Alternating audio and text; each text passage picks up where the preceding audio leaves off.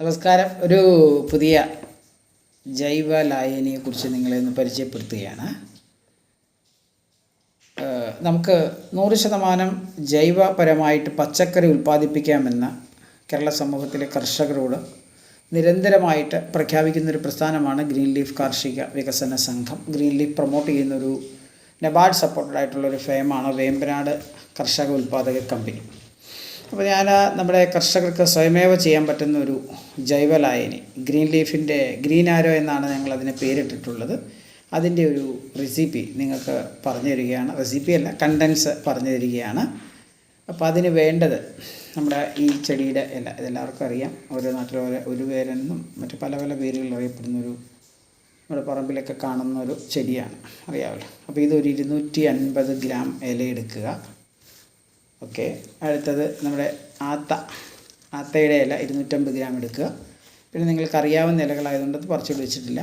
ആര്യവേപ്പിൻ്റെ ഇല 250 ഗ്രാം, കുരുമുളകിൻ്റെ ഇല ഒരു 250 ഗ്രാം, അതുപോലെ തന്നെ പപ്പായ ഇല 250 ഗ്രാം. അത്രയും നമ്മൾ പറിച്ചെടുത്തിട്ട് അത് ചെറുതായിട്ട് കീറിയെടുക്കുക. ഇത് നമ്മളെടുത്ത് ഇതുപോലെ കീറി എടുക്കുക. കൈ കൊണ്ട് ഇതാക്കി നമ്മൾ ഇങ്ങനെ ഇതാക്കി എടുക്കുക. അതുപോലെ തന്നെ പപ്പായ ഇലയും ആര്യവേപ്പിൻ്റെ ഇല നമ്മൾ കീറണമെന്നില്ല, അടർത്തി ഇട്ടാൽ മതി. ഇത് നമുക്ക് കീറിയെടുക്കുക. ചെറുതായിട്ട് ഇങ്ങനെ എടുക്കുക. അങ്ങനെ എല്ലാം കൂടി നമ്മൾ പറ്റുമെങ്കിൽ ഒരു പഴയ മൺകലത്തിൽ എടുക്കുന്നതായിരിക്കും ഏറ്റവും നല്ലത്. അതല്ലെങ്കിൽ അലുമിനിയോ ഏതെങ്കിലും കലം നമുക്ക് ഉപയോഗിക്കാം, സ്റ്റീൽ കലമൊക്കെ ഉപയോഗിക്കാം. ഇത് ചെയ്യേണ്ടത് നമ്മൾ വിറകടുപ്പിലായിരിക്കണം പ്രിപ്പയർ ചെയ്യേണ്ടത് എന്നാന്ന് വെച്ചാൽ ഒരു കലത്തിലേക്ക് ഈ പറഞ്ഞ അരിവേപ്പിലയും ഒരു വേരിൻ്റെ ഇലയും കുരുമുളകിൻ്റെ ഇലയും ആത്തയിലയും പപ്പായ ഇലയും എല്ലാം കൂടി കീറി നമ്മൾ കലത്തിലേക്ക് ഇട്ടിട്ട് അതിലേക്ക് ഒരു 2 ലിറ്റർ വെള്ളം ഒഴിക്കണം. 2 ലിറ്റർ വെള്ളം ഒഴിച്ചിട്ട് 1 ലിറ്റർ ഗോമൂത്രം കൂടി നമ്മൾ അതിലേക്ക് ഒഴിച്ചിട്ട് അടുപ്പിൽ വെച്ച് തിളപ്പിക്കുക എന്നുള്ളതാണ് പരിപാടി. അപ്പോൾ അത് ദിവസേന 2 നേരം രാവിലെയും വൈകിട്ടും നമ്മൾ ഈ കലത്തിൽ ഇത് തിളപ്പിച്ചിട്ട് ആവി പുറത്തേക്ക് പോകുമെന്ന് കാണുമ്പോൾ നമ്മൾ തീ കെടുത്തണം.